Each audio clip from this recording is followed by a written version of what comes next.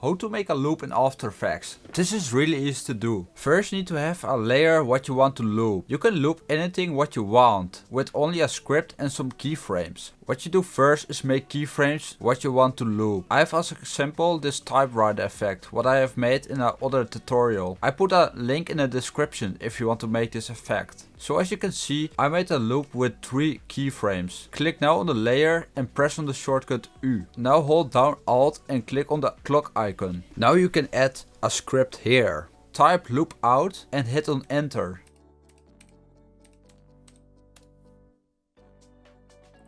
There we go. Now you have created a loop in After Effects. This is all what you need to know. Thanks for watching this video. Subscribe if you want more tutorials like this.